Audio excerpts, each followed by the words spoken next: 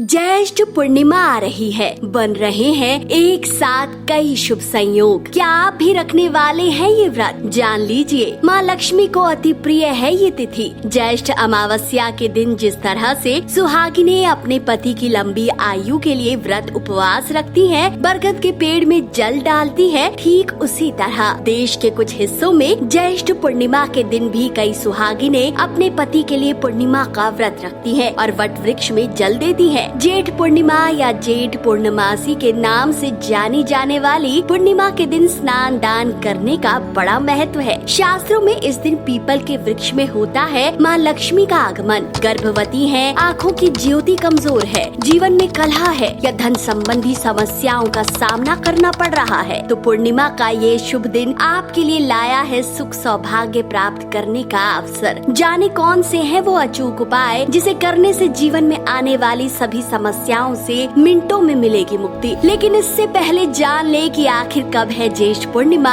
शुभ तिथि और शुभ मुहूर्त क्या है। तो मित्रों, इसके लिए पूरा वीडियो देखें, क्योंकि अधूरा ज्ञान घातक होता है। व्रत, उपवास और ऐसी ही रहस्यमयी धार्मिक कथाओं को सुनने के लिए अभी त्रिलोक को सब्सक्राइब करें। मित्रों, इस साल 2 दिन पड़ रही है ज्येष्ठ पूर्णिमा, इसलिए इस दिन आपको स्नान दान का भरपूर मौका मिलेगा। हिंदू पंचांग के अनुसार ज्येष्ठ मास के शुक्ल पक्ष की पूर्णिमा तिथि को ज्येष्ठ पूर्णिमा कहते हैं। हिंदू धर्म में पूर्णिमा तिथि का विशेष महत्व माना जाता है, क्योंकि इस दिन चंद्रदेव के साथ माँ लक्ष्मी की विशेष पूजा करने का विधान है। पवित्र नदियों में स्नान करने, व्रत और दान पुण्य करने से शुभ फलों की प्राप्ति तो होती ही है, साथ ही कुंडली में मौजूद चंद्र दोष से भी निजात मिल जाती है। मित्रों, ज्योतिष के अनुसार कुंडली में कमजोर चंद्रमा मानसिक परेशानियां लाता है। छोटी छोटी बातों से जातक परेशान होने लगता है, जल्दी निर्णय नहीं ले पाता। यही नहीं, ब्लड प्रेशर से जुड़ी समस्या भी उसे परेशान करती है। सर्दी जुकाम उसका पीछा नहीं छोड़ता। इसलिए इस दिन कमजोर चंद्रमा को ठीक करने के लिए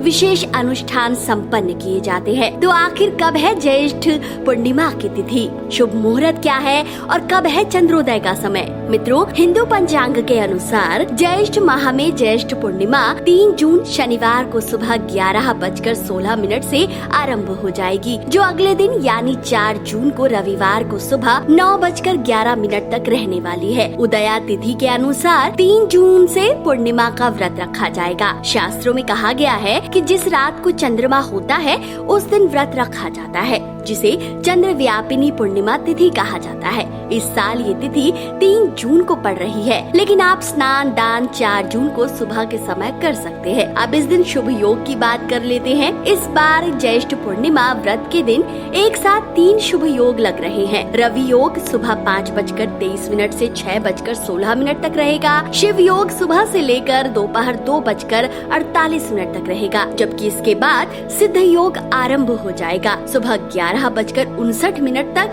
सिद्ध योग रहने वाला है और उसके बाद से साध्य योग लग जाएगा। चंद्रोदय की बात करें तो हिंदू पंचांग के अनुसार 3 जून को ज्येष्ठ पूर्णिमा के दिन चंद्रमा का उदय शाम 6:39 पर होगा। तो चलिए अब बात कर लेते हैं पूर्णिमा के दिन किए जाने वाले उन अचूक उपायों की, जिससे आपके जीवन में कुछ ही दिनों में आने वाला है बड़ा बदलाव। तो मित्रों, ज्येष्ठ पूर्णिमा के दिन गंगा जल युक्त जल से स्नान अवश्य करें। मान्यता है कि इस दिन स्नान करने से हजारों अश्वमेघ यज्ञ के बराबर फल मिलता है। पीपल के वृक्ष में जल अवश्य डालें। आप चाहे तो इस दिन तुलसी का पौधा भी लगा सकते हैं।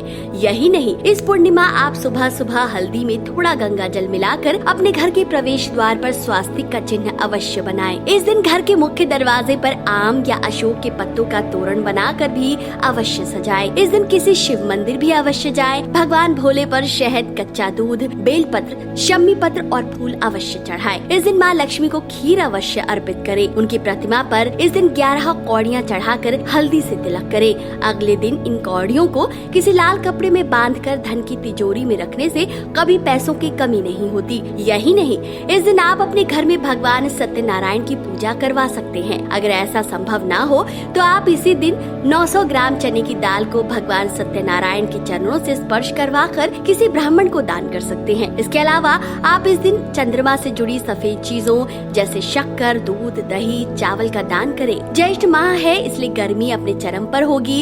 ऐसे में बेहतर है कि आप पंखा, मिट्टी का घड़ा या मौसमी फल का दान भी अवश्य करें। कहते हैं ऐसा करने से चंद्रमा मजबूत होता है। ध्यान रखें, इस दिन भूल कर भी माँ या घर में किसी बड़े बुजुर्ग को कोई अपशब्द न बोले और न ही उनका अपमान करें। बहुत अच्छा होगा अगर आप इस दिन आटे का प्रसाद बनाकर उसमें केला डालें और भगवान सत्यनारायण की पूजा में उसका भोग लगाएं और उसके बाद उसे अपने परिवार और बच्चों में बांटें। अगर किसी काम में बार बार रुकावट आ रही है तो भगवान सत्यनारायण को चंदन की खुशबू अर्पित करें और पीले रंग की मिठाई अर्पित करें। ज्येष्ठ पूर्णिमा के दिन भगवान नारायण के मंत्र ओम नमः भगवते वासुदेवाय का जाप अवश्य करें। तो मित्रों, ज्येष्ठ पूर्णिमा का ये व्रत आपके लिए सुखद और शुभ हो, इसी कामना के साथ आज के लिए इतना ही। आपको आज का ये वीडियो कैसा लगा? क्या आप भी रख रहे हैं ज्येष्ठ पूर्णिमा का ये व्रत? तो कमेंट करके जरूर बताएं। वीडियो अगर पसंद आया है तो लाइक और चैनल को सब्सक्राइब जरूर कीजिए। भगवान विष्णु की कृपा और भगवान चंद्रदेव की कृपा आप सब पर यूं ही बनी रहे।